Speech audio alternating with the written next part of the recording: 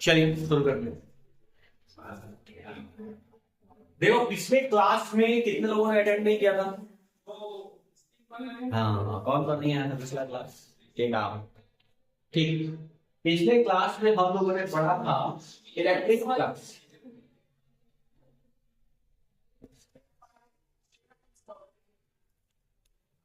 Electric flux जिसको हम किसके बहुत दिखा रहे थे। अच्छा, ये इलेक्ट्रिक फ्लक्स था क्या? तो इलेक्ट्रिक फ्लक्स को डिफाइन किया गया था कि number of electric field lines passes through an area. मतलब कोई एरिया है, ठीक है ना, कोई भी एरिया है, इस एरिया से जितने भी number of electric field lines pass कर रहे हैं, ठीक है, जितने भी number of electric field lines pass कर रहे हैं, इसी को हम क्या बोलते थे? फ्लक्स। ठीक है ना, जिसको हम पाई से रिप्रेजेंट कर रहे हैं। मतलब ये बात क्लियर हो गया कि भाई total number of electric field lines passing through an area is called क्या? Electric flux. लेकिन मुद्दा ये आया कि ये इलेक्ट्रिक फ्लक्स जो है वो डिपेंड किस बात पे कर रहा है? तो फ्लक्स डिपेंड कर रहा था किस पे? भाई इलेक्ट्रिक फील्ड पे। दूसरा किस पे? Area vector. किस पे? Area vector. और तीसरा जो इन दोनों के बीच का क्या था? एंगल। जो इस दोनों के बीच में क्या था? एंगल था। और फिर लास्टली हमने डिराइव किया था जो कल के क्लास में, वहां पे हमने देखा था कि फाई इक्वल्स टू आया था ई डॉट।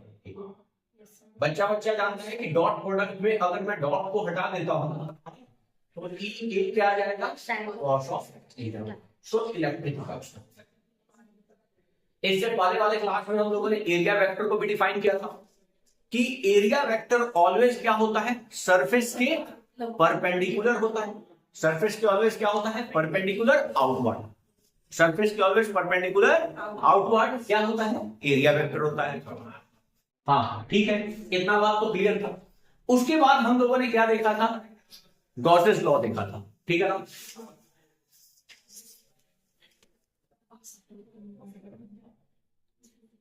गॉसेस, अब गॉसेस लॉ पे क्या इन्होंने क्या बोला था कि अगर कोई भी कन्फाइंड मतलब बंद सरफेस हो, कोई भी कन्फाइंड और क्लोज सरफेस हो, इसके अंदर टोटल चार्ज आप देखिए, अगर इसके अंदर क्यू चार्ज है तो टोटल इलेक्ट्रिक फ्लक्स, अरे कहीं पे भी चार्ज है तो वहां से क्या निकल रहा होगा? इलेक्ट्रिक फील्ड लाइंस निकल रहा होगा।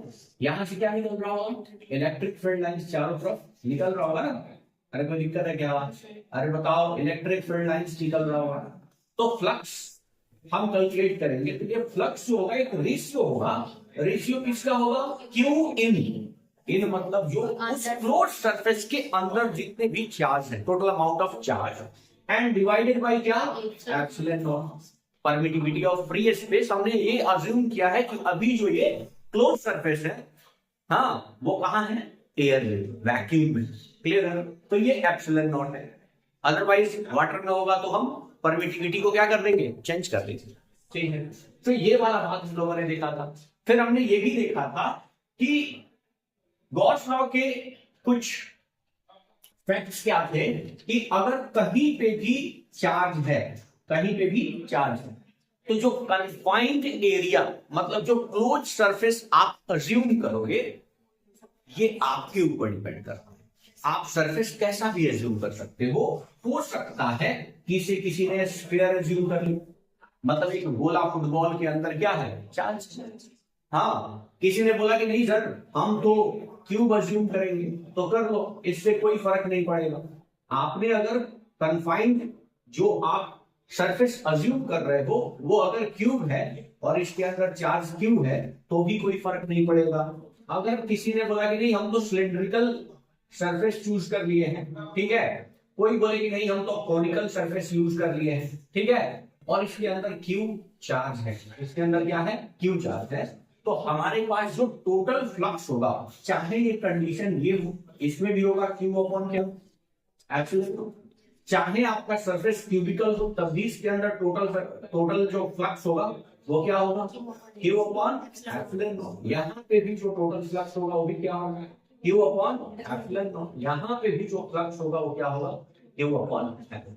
यानी उन्होंने बोला कि सरफेस चाहे जैसा भी, आप क्लोज सरफेस जो भी अज्यूम करो, उसके अंदर जो टोटल चार्ज है डिवाइडेड बाई क्या, परमिटिविटी, आपको क्या बताएगा, टोटल इलेक्ट्रिक फ्लक्स। ठीक है। दूसरा हमने ये भी देखा था, दूसरे प्रॉपर्टी में हमने ये देखा था कि चलो या हमारे पास जो चार्ज है वो किसी स्फीयर के अंदर -3q चार्ज है, +5q चार्ज है ना, तो क्या होगा। तो इस कन्फाइन मतलब जो स्फीयर आपने सरफेस अज्यूम किया है, इसके अंदर जो टोटल चार्ज है उसको देखो, अलजेब्रिक सम करो। चार्ज क्या है, स्केलर क्वांटिटी है, तो आप अलजेब्रिक सम करोगे तो इसका वैल्यू कितना निकल के आएगा, 2q। इसका वैल्यू कितना आएगा, 2q आएगा क्या। सो यहाँ पे टोटल चार्ज इसके अंदर है 2q एंड डिवाइडेड बाई क्या, एप्सिलॉन नॉट। यही आपका क्या हो जाएगा, टोटल इलेक्ट्रिक फ्लक्स। ठीक है। तीसरा हमने ये भी देखा था कि अगर हमने यहां पे देखा ये 3q है, हाँ, और ये 5q है, और बाहर एक 7q चार्ज पड़ा हुआ है, तो गॉड्स का लॉ ये बोलता है कि बाहर के चार्ज से आपको कुछ भी लेना देना नहीं, उससे कोई फर्क नहीं पड़ेगा। आपको हमेशा क्लोज सरफेस जो आपने लिया है उसके अंदर के चार्ज को देखो, बाहर के चार्ज इलेक्ट्रिक फ्लक्स पे कोई भी इफेक्ट नहीं डालेगा। यानी अगेन यहां पे भी बाहर जो भी चार्ज उससे कोई मतलब नहीं है, 2q अपॉन क्या होगा, एप्सिलॉन नॉट होगा। अगला इसका हम लोगों ने और भी फैक्ट्स देखा था। क्या देखा था कि अगर हम कोई ऐसा सरफेस लेते हैं जो चारों तरफ से आइडेंटिकल है, चारों तरफ से आइडेंटिकल मतलब सिमेट्रिकल है, जैसे अगर हमने क्यूब अज्यूम कर लिया, ठीक है ना, हमने क्या अज्यूम कर लिया, क्यूब अज्यूम कर लिया। ये क्यूब 6 स्क्वायर फेस से मिलकर बना है ना, 6 के 6 स्क्वायर, और एग्जैक्ट इसके सेंटर में चार्ज रख दो क्यूब। कहां रखे, सेंटर में। ये बात बिल्कुल दिमाग में रखिएगा कि अगर आइडेंटिकल सरफेस है, सिमेट्रिकल अगर कोई हमने सरफेस लिया है और हम जो चार्ज रख रहे हैं वो बिल्कुल क्या है, सेंटर में। अच्छा, टोटल फ्लक्स तो ये बता देगा कि सर टोटल फ्लक्स तो क्यू बाई क्या, एप्सिलॉन नॉट। ये तो हम यहां पे भी देखे, लेकिन इस कंडीशन में वो चार्ज कहीं पे भी हो सकता था, चार्ज इधर भी हो सकता था, इधर भी हो सकता था, कहीं पे भी हो सकता था। बात समझ में आ रहा है, बस उसके अंदर होना चाहिए। यहां पे हम क्या बोल रहे हैं कि भाई ये जो है वो सेंटर में, एग्जैक्टली कहां है, सेंटर में। यहां पे सेंटर में होना जरूरी नहीं था, कहीं पे भी होता तो क्यू अपॉन एप्सिलॉन नॉट होगा। यहां पे सेंटर पे है तो टोटल तो क्यू अपॉन एप्सिलॉन नॉट होगा, चाहे वो चार्ज कहीं खिसक के कॉर्नर की तरफ इधर शिफ्ट किया होता, इधर शिफ्ट किया होता, इधर, उससे कोई फर्क नहीं पड़ता, टोटल तो इतना ही होता। लेकिन अगर ऐसा कंडीशन है कि ये चार्ज एकदम कहां है, सेंटर से, कहां है, एकदम सेंटर में, तो हर एक सरफेस से जो फ्लक्स निकल रहा होगा वो आपस में क्या होगा, बराबर होगा। तो यहां पे फ्लक्स कितने सरफेस से निकलेंगे, अरे भाई क्यूब ऐसे रखा गया ना, तो इसके इस फेस से भी फ्लक्स निकल रहा है, इस फेस से भी फ्लक्स निकल रहा है, नीचे भी निकल रहा है। बात समझ में आ रहा है, 6 से निकल रहा है, और 6 से क्या होगा, इक्वल अमाउंट ऑफ फ्लक्स बाहर निकलेगा। यानी अगर मैं केवल इस सरफेस से चाहूं कि कितने फ्लक्स बाहर निकल रहे हैं, मतलब यहां पे फ्लक्स का वैल्यू अगर चाहूं, 5 बोल देता हूं इसको, तो ये Q अपॉन एप्सिलॉन नॉट का कितना भाग हो जाएगा, क्योंकि टोटल फ्लक्स कितने भागों में बढ़ गया, 6 भागों में, क्योंकि 6 इसका क्या था, आइडेंटिकल सरफेस है, हर एक तरफ से फ्लक्स क्या निकलेगा, इक्वल अमाउंट में निकलेगा। अगर 2 सरफेस ले लिया और उस दोनों सरफेस से आपको क्या बोल रहा है कि भाई हमको टोटल फ्लक्स बता दो, तो 2/6 मतलब 1 क्या हो जाएगा, 3 क्यू अपॉन क्या, एप्सिलॉन नॉट। क्या ये बात समझ में आ रहा है। ऐसे क्वेश्चन आपको पूछा गया कि भाई ये एक सिलेंडर है, बहुत ध्यान से समझना, और इसके इस सरफेस पे एक क्यू चार्ज चिपका दिया गया है। क्या चिपका दिया गया है, सरफेस, जैसे बेलन है ना, सिलेंडर है, इस सिलेंडर के इस जो ऊपर वाला सर्कल है उसके सेंटर में एक चार्ज चिपका दिया गया, और आपसे बोला गया कि इसका टोटल इलेक्ट्रिक फ्लक्स बताइए। अब देखो चार्ज इनसाइड नहीं है, हमने क्या बोला है, ये चार्ज कहां चिपकाए हुए हैं, ऊपर के सर्कल के सेंटर में, और मैं आपसे पूछ रहा हूं कि यहाँ पे टोटल फ्लक्स आप बताइए, यहां पे फ्लक्स मैं आपसे पूछ रहा हूं, ठीक है, हमें क्या पता, नहीं पता, क्योंकि गॉस का लॉ तो वहां लगेगा ना जब चार्ज कहां हो, inside of the close surface. यहां इनसाइड ऑफ क्लोज सरफेस नहीं है। इस सिलेंडर के हमने क्या, इस सर्कल के सेंटर पे लगा दिया है, चिपका दिया है चार्ज। क्यों? तो फिर कैसे बनाए, ये वाला फंडा लगाओ। ये सोचो कि अगर आइडेंटिकल सरफेस होता है और इस आइडेंटिकल सरफेस के एकदम सेंटर पॉइंट पे ये चार्ज होता, तब हम बता पाते। तो क्या करो, खुद से कंस्ट्रक्ट कर लो। मान लो, अज्यूम कर लो कि इतना ही बड़ा सिलेंडर इधर भी है। अब बताओ, अब क्या ये सेंटर पे हो गया क्या, और क्या ये चार्ज इस सिलेंडर के अंदर हो गया? तो सिलेंडर के अंदर हो गया तो टोटल कितना फ्लक्स होता, Q बाई एप्सिलॉन नॉट है। अब दो आइडेंटिकल सरफेस हो गया है, तो epsilon not Q by epsilon not का क्या हो जाएगा, आधा। नहीं समझ में आया? पहले बार में तो गॉसेस लॉ भी नहीं लग रहा था। क्यों? क्योंकि आपने सिलेंडर लिया और चार्ज चिपका दिया ऊपर, तो कन्फाइंड हुआ नहीं। अरे बीच में नहीं हुआ। अरे बात समझ में आ रहा है? तो हमने क्या अज्यूम किया कि अगर एक सिलेंडर इतना ही बड़ा इधर बना दो, तो अब तो ये सेंटर में आ गया और दोनों सरफेस क्या हो गया, आइडेंटिकल। आधा भाग ये हो गया, आधा भाग ये हो गया। समझ में आएगा नहीं? हाँ। सो यहाँ पे आपको इस सिलेंडर से जो फ्लक्स मिलेगा, डैश बोल दे रहे हैं, ठीक है ना। ये वैल्यू क्या होगा, Q अपॉन एप्सिलॉन नॉट। इसका क्या हो जाएगा, आधा। बात समझ में आ रही है? इतना बात समझ में आ रहा है? तो एक क्वेश्चन का आंसर आप बताइए। ये तो आप लोग लिखेंगे ना, ये तो आप जानते हैं। एक क्वेश्चन का आंसर आप लोग बताइए अगर देखे हैं तो, ठीक है ना। बहुत जबरदस्त क्वेश्चन, ठीक है ना। ये क्वेश्चन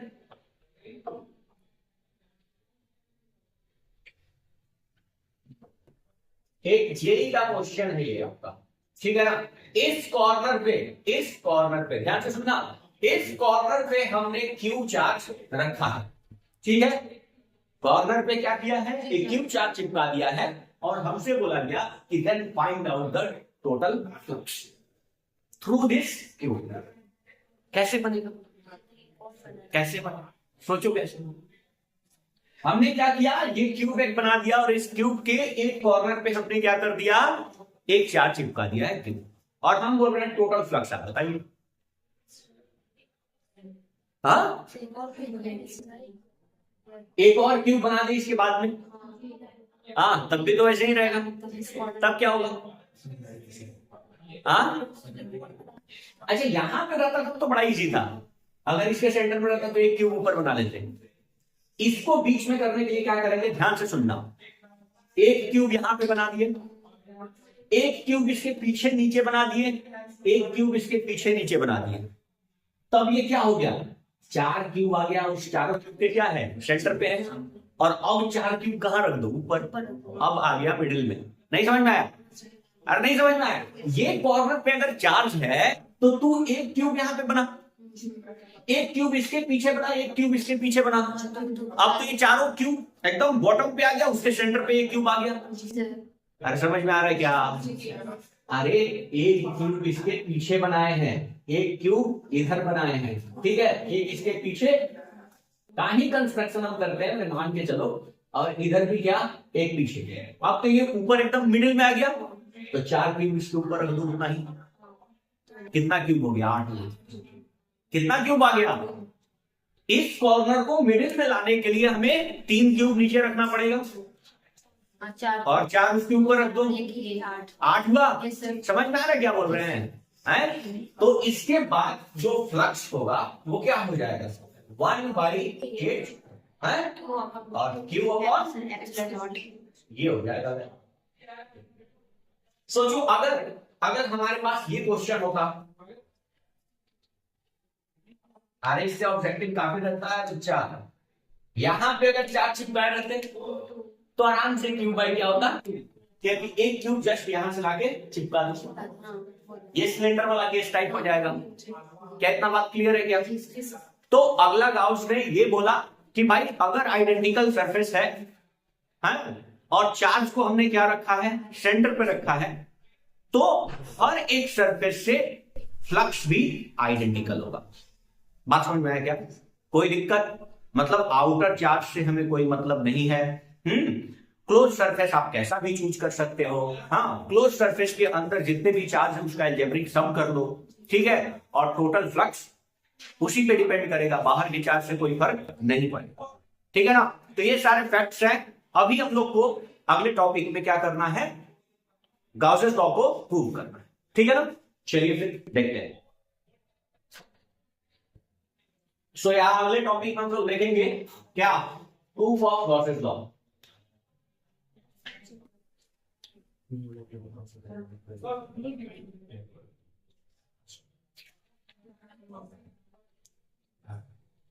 हम लोग देखने वाले हैं प्रूफ ऑफ गॉसेस लॉ।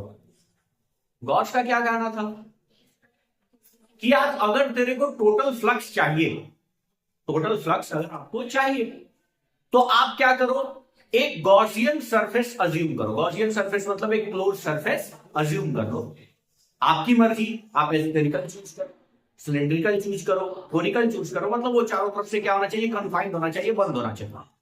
और उसके अंदर जो भी चार्ज होगा उसको आप एप्सिलॉन नॉट से डिवाइड कर दो, आपको क्या मिल जाएगा, फ्लक्स। और फ्लक्स का एक्चुअल डेफिनेशन क्या बोलता था, एक्चुअल डेफिनेशन बोलता था कि फ्लक्स निकालने के लिए आपको ई डॉट ए करना होगा, इलेक्ट्रिक फील्ड का डॉट प्रोडक्ट करना होगा किसके साथ, एरिया वेक्टर के साथ, and area vector is always outward from the surface and perpendicular on the surface. Surface पे हमेशा क्या होता है, लंबवत होता है। ये सारी बात बता चुके हैं। मतलब हम एक बात जानते हैं कि फ्लक्स गॉस के अनुसार तो होगा, ये कौन सा क्यू है भाई, क्यू अपॉन क्या, एप्सिलॉन नॉट। और एक फ्लक्स का फॉर्मूला हम जानते हैं ई डॉट ए, ठीक है ना, ई डॉट ए। अच्छा, ई डॉट ए तो हम जानते हैं सर। एक बात समझो, इंटीग्रेशन का यूज है क्या, इंटीग्रेशन का यूज मतलब क्या, इंटीग्रेशन का यूज मतलब छोटे छोटे छोटे छोटे चीजों को जोड़ के बड़ा कर देना। और डिफरेंशिएशन का यूज क्या, बड़े से चीजों को तोड़ तोड़ के क्या कर देना, छोटा कर देना। बात समझ में आया। सो अगर मैं इसे चाहूं, इसे चाहूं, इसे चाहूं, तो छोटे सरफेस के लिए ई डॉट डीएस लिख देते हैं, अरे ठीक है, और क्या लगा देते हैं, इंटीग्रेशन। और इंटीग्रेशन अगर क्लोज सरफेस का हो रहा होता है, बंद आकृति का हो रहा होता है, जैसे स्फीयर है, जैसे क्यूब है, क्यूबॉइड है, सिलेंडर है, कोन है, अगर कन्फाइंड एरिया का हो रहा होता है, बंद आकृति का हो रहा है, तो इस इंटीग्रेशन में ऐसे क्लोज लगा देते हैं। ये बता रहा है कि अच्छा क्लोज सरफेस का इंटीग्रेशन। बात समझ में आया क्या। तो ये छोटे सी चीज के लिए ये यूज करेंगे, और जब एरिया पूरा का पूरा पता है, डॉट पता है, तो ये चीज हम बड़े चीज के लिए यूज करेंगे। लेकिन जब छोटे छोटे पार्ट को अगर जोड़ के मुझे बड़ा करना होगा तो मैं किसका यूज करूंगा, इंटीग्रेशन। क्या बात समझ में आ गई। अच्छा सर, यानी हम ऐसा भी बोल सकते हैं कि integration of E dot DS, DS is the area vector, is equals to क्या, गॉस के लो, गॉस क्या, ये बराबर होगा क्यू अपॉन एप्सिलॉन। तो यहां से ये भी वैल्यू समझ में आ रहा है। अरे दोनों क्या है, इलेक्ट्रिक फ्लक्स है। अरे इक्वेशन 1 बोल दो, इक्वेशन 2 बोल दो, दोनों बराबर है तो नहीं बोल दोगे हैं, और बहुत बड़का बात बता दी, छोटा छोटा बात। तो ये सिंपल सा बात है कि ये दोनों फ्लक्स है, ये किसके अनुसार, गॉस के अनुसार, और ये किसके अनुसार, डेफिनेशन के अनुसार। अरे बात समझ में आ रहा है। गॉस लॉ को हमने दो तरीके से बताया था। पहले क्या बताया था कि इलेक्ट्रिक फ्लक्स का डेफिनेशन क्या है, total number of electric field lines passing through an area. जहां से हमने बताया कि ये फ्लक्स डिपेंड करता है किस पे, एरिया पे, इलेक्ट्रिक फील्ड पे, और उन दोनों के बीच के एंगल पे। और एंगल कौन सा आया था, कॉस थीटा। तो एक तो ये था। बाद में गॉस भैया बोले कि भाई इतना का है ना, तुम लोग टेंशन ले लिया, लोड ले लिया है, हमारा फंडा सुनो, जो तुम इतना करोगे उससे अच्छा है कि एक सरफेस अज्यूम कर लो, उस सरफेस के अंदर कितना चार्ज है उसको एप्सिलॉन नॉट से डिवाइड कर दो, आपको फ्लक्स मिल जाएगा। यानी ये बात क्लियर है, क्लियर है। तो चलिए हम प्रूफ करते हैं। हम प्रूफ करने के लिए क्या यूज करेंगे कि भाई डेफिनेशन से क्या आ रहा है और गॉस भैया क्या दे रहा है, क्या ये दोनों इक्वल है क्या। अगर इक्वल है तो गॉस लॉ प्रूफ हो जाएगा। ध्यान से सुनिए, इसके लिए प्रूफ के लिए हम क्या लेते हैं, हमने क्या लिया है, ये सारा चीज आपको लिखना है। वैसे हमने एक एस्फीयर ले लिया, कैसा सरफेस अज्यूम किया है?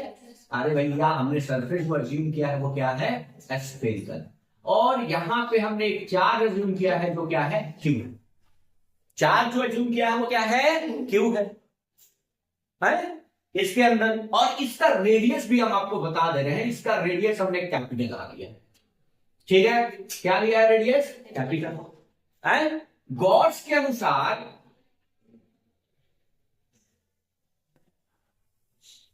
गॉड्स लॉ के अनुसार फाई बराबर तो ये सीधे हो जाएगा क्यू अपॉन क्या? एप्सिलॉन। ये तो गॉड्स लॉ से हम जानते हैं। अब डेफिनेशन से भी, अगर डेफिनेशन मतलब क्लोज लूप का इंटीग्रेशन ई डॉट डीएस से भी कितना आ जाए? इतना ही आ जाए, तो उनका फंडा क्या है? सही है। अरे डेफिनेशन वाला भी अगर इतना ही लाके दे देता है आपको, तो ये फंडा क्या है? सही है। अब डेफिनेशन से हम निकालेंगे। डेफिनेशन क्या बोलता है? अगर मुझे यहाँ पे ये चार्ज हम रखे हैं, तो चार्ज रखे हैं तो ये चार्ज क्या कर रहा होगा? इलेक्ट्रिक फील्ड सब जगह से इलेक्ट्रिक फील्ड निकल रहा होगा। अरे निकल रहा होगा या नहीं? अरे कोई दिक्कत है क्या? सब जगह से इलेक्ट्रिक फील्ड बाहर निकल रहा है, मतलब ये ई है या नहीं? ई है। अच्छा, ई का वैल्यू क्या होता है? ई कैसे डिफाइन होता है सर? के क्यू अपॉन आर स्क्वायर। अरे ई का वैल्यू क्या होता है? अरे ई का फॉर्मूला नहीं पता है क्या? इधर पे आरएसआई का फॉर्मूला हम आपको याद दिलाए कि क्या होता है? के क्यू अपॉन आर स्क्वायर। मतलब किसी आवेश से आर दूरी पर इलेक्ट्रिक फील्ड का स्ट्रेंथ कितना है? तो इसके लिए बताओ मेरे को कि इलेक्ट्रिक फील्ड का जो स्ट्रेंथ है वो क्यू चार्ज से कितने दूरी पर निकाल रहे हैं? आर दूरी पर। अरे आर दूरी सब यहीं पे ना निकलेगा, इसी सरफेस पे ना। तो क्या कहीं का भी दूरी कम या ज्यादा होगा क्या? मतलब हर जगह इलेक्ट्रिक फील्ड क्या होगा? सेम होगा। अरे होगा कि नहीं? हर जगह इलेक्ट्रिक फील्ड में क्या क्यू कांस्टेंट है? अरे क्यू अंदर जो रखा गया फिक्स है, और दूरी भी क्या है? फिक्स है। तो ई क्या है? फिक्स है। तो इन सभी को, अच्छा एरिया वेक्टर के बारे में क्या होगा? अगर एक फुटबॉल रखे हैं, फुटबॉल से इलेक्ट्रिक फील्ड बाहर निकल रहा है, अच्छा फुटबॉल के किसी भी पॉइंट से एरिया वेक्टर भी क्या होगा? परपेंडिकुलर बाहर निकलेगा। मतलब यहां पे एरिया वेक्टर भी क्या होगा? परपेंडिकुलर बाहर की ओर। इलेक्ट्रिक फील्ड भी सरफेस से क्या होता है? परपेंडिकुलर। और एरिया वेक्टर भी क्या होता है? परपेंडिकुलर। क्या इलेक्ट्रिक फील्ड बताए थे सरफेस से कैसा होता है? परपेंडिकुलर आउटवर्ड होता है ना, या इनवर्ड, जो भी हो। सो यहां पे एरिया वेक्टर का भी डायरेक्शन क्या है? परपेंडिकुलर है। और इलेक्ट्रिक फील्ड भी क्या है? परपेंडिकुलर। यानी इलेक्ट्रिक फील्ड और एरिया वेक्टर के बीच का एंगल क्या हो जाएगा? 0। अरे भाई दोनों परपेंडिकुलर है ना, ये भी परपेंडिकुलर और एरिया वेक्टर भी परपेंडिकुलर। बात समझ में आ रहा है क्या? यहां ई और मतलब एंड डीएस के बीच का कोण,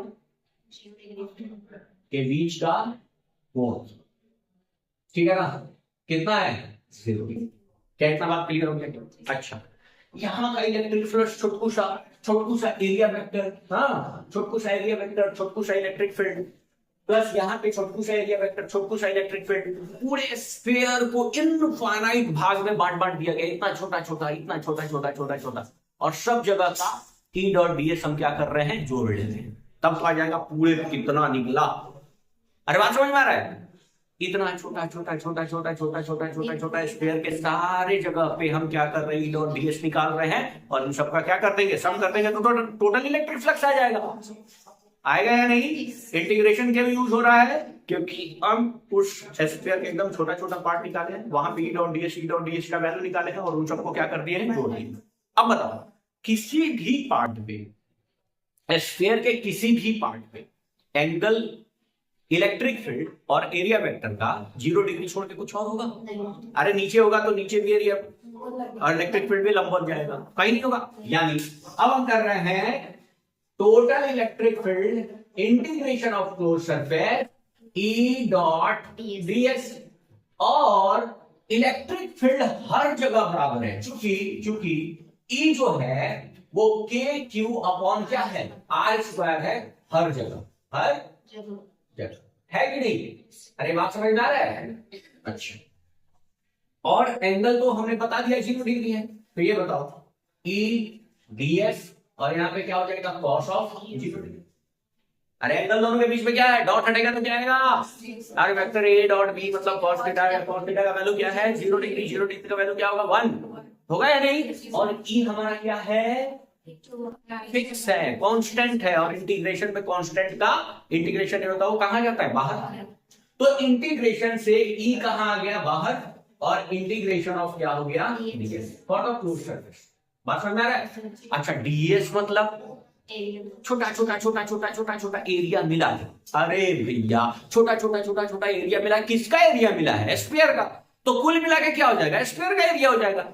इंटीग्रेशन मतलब क्या, छोटा छोटा छोटा छोटा एरिया जोड़ के जिस चीज का आप एरिया निकाल रहे हो टोटल एरिया आ जाएगा, तो टोटल एरिया तो ऑलरेडी पता है, हम कहा छोटा छोटा छोटा जोड़ेंगे, हमको पता है छोटा छोटा आप जोड़े होंगे, इसके अंदर बहुत बड़ा मैकेनिज्म लगा होगा, लेकिन बाद में वो निकल के कितना आया होगा एरिया ऑफ स्फीयर के बराबर, और एरिया ऑफ स्फीयर क्या होता है 4 पाई आर स्क्वायर, पता है ना, वॉल्यूम की बात नहीं कर रहे हैं 4/3, हाँ हाँ क्लियर है, अरे क्लियर है क्या, सो ये वैल्यू कितना आ जाएगा टी, और यहाँ पे क्या जाएगा 4 पाई, क्या ये बात समझ में आया। अच्छा ई वाले चच्चा कहाँ है, इधर है क्या, अरे है क्या, तो ई का वैल्यू पुट कर दे क्या, पाई इक्वल्स टू ई का वैल्यू के क्यू अपॉन आर स्क्वायर है, और के का वैल्यू कितना 4 पाई एप्सिलॉन नॉट, अरे के का वैल्यू 4 पाई एप्सिलॉन नॉट बच्चा बच्चा जानता है 9 × 10⁻⁹ क्लियर है ना, और यहाँ पे क्या हो जाएगा क्यू अपॉन आर स्क्वायर, और इधर क्या पड़ा है 4 पाई आर स्क्वायर, वाह आर स्क्वायर को आर स्क्वायर खा गया, पाई को पाई खा गया, 4 को 4 खा गया, क्या बात करते हो जी, ये तो वही आ गया जो गॉस चच्चा बोले थे, हाँ क्लियर है क्या, सो हमारे पास यहाँ से पाई जो आया वो क्या आ गया क्यू अपॉन एप्सिलॉन नॉट, यानी गॉस का जो लॉ था वो बिल्कुल क्या था सही, यहाँ पे गॉस का क्या होता है क्लियर बच्चा, कोई दिक्कत कोई परेशानी, चलिए इसके आगे देखते हैं, फिलहाल इसको नोट कीजिए। अगर यहाँ पे एक क्यूब है और क्यूब के अंदर हमने रखा है डाइपोल, क्या रखा है भाई एक ये जो रखा गया है वो क्या है डाइपोल, और आपसे बोला गया कि इस ट्यूब के अंदर जो डाइपोल रखा गया इसके कारण टोटल इलेक्ट्रिक फ्लक्स कितना होगा। क्यूब क्या है एक कन्फाइंड सरफेस, बंद आकृति है, क्लोज सरफेस है, तो क्लोज सरफेस है तो यहाँ पे हम क्या लगा सकते हैं गॉस का लॉ। गॉस का लॉ क्या बोलेगा, गॉस बोलेगा कि जो कन्फाइंड जो क्लोज सरफेस आपने अज्यूम किया इसके अंदर टोटल चार्ज कितना है, तो टोटल चार्ज में आएगा एक तो प्लस क्यू आएगा है, और एक क्या आएगा माइनस क्यू, यही टोटल चार्ज हुआ डिवाइडेड बाई क्या एप्सिलॉन नॉट, ये वैल्यू हो गया 0 बाई एप्सिलॉन नॉट मतलब 0, सो टोटल इलेक्ट्रिक फ्लक्स क्या हो जाएगा 0 होता है। क्लियर है क्या, एक अगला क्वेश्चन करते हैं।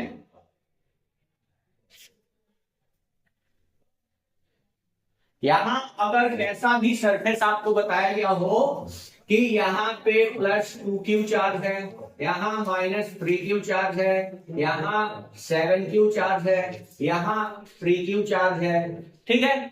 अब हमने एक सरफेस सपोज इस तरीके का अज्यूम कर लिया, यहाँ पे इस तरीके का सरफेस कोई क्लोज सरफेस अज्यूम कर लिया, ठीक है, और आपसे बोला गया कि इसमें टोटल इलेक्ट्रिक फ्लक्स कितना होगा, क्या होगा फाई टोटल या नेट बोल सकते हैं, ठीक है ना, टोटल फाई क्या होगा।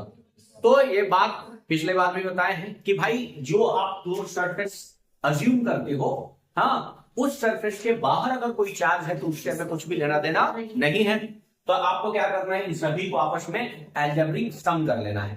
तो हमारे पास इलेक्ट्रिक फ्लक्स जो होगा वो 3q plus 2q minus 3q and divided by क्या हो जाएगा एप्सिलॉन नॉट, यानी ये हो जाएगा कितना 2q upon epsilon not is the total electric flux, total electric flux. अच्छा इलेक्ट्रिक फ्लक्स की बात ध्यान से यहाँ पे बच्चा लोग ध्यान से, हमारे पास फ्लक्स का वैल्यू इनके अनुसार जो हम लोगों ने याद किया है Q अपॉन क्या एप्सिलॉन नॉट, ये हर जगह के लिए नहीं है, ये किसके लिए है एयर के लिए, एयर के लिए या फ्री स्पेस के लिए, किसके लिए फ्री स्पेस जहां पे एप्सिलॉन नॉट का वैल्यू कितना होता है भैया 8.85 into 10 to the power -12 क्या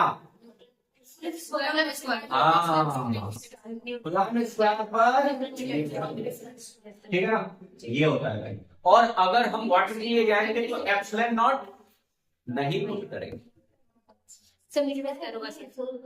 अरे करेंगे अभी मीटर, अरे नहीं मानते तो ठीक है, क्लियर है। तो आज की क्लास को यही हम लोग करते हैं खत्म। अगले दिन हम लोग देखने वाले हैं क्या, electric field due to charge infinite length of wire, मतलब इनफाइनाइट लेंथ ऑफ वायर से आर दूरी पर इलेक्ट्रिक फील्ड कैसे हम लोग निकालेंगे। ये टॉपिक देखो 2-3 टॉपिक बस बचा हुआ है इस चैप्टर में, और वो जानने के बाद ये चैप्टर खत्म हो जाएगा। एक एक न्यूमेरिकल्स हम लोग करेंगे और एक्स्ट्रा शीट आपको ऑब्जेक्टिव का देंगे और न्यूमेरिकल का देंगे, एक्स्ट्रा शीट भी हम लोग करने वाले हैं, ठीक है। ओके चलिए फिर, थैंक यू।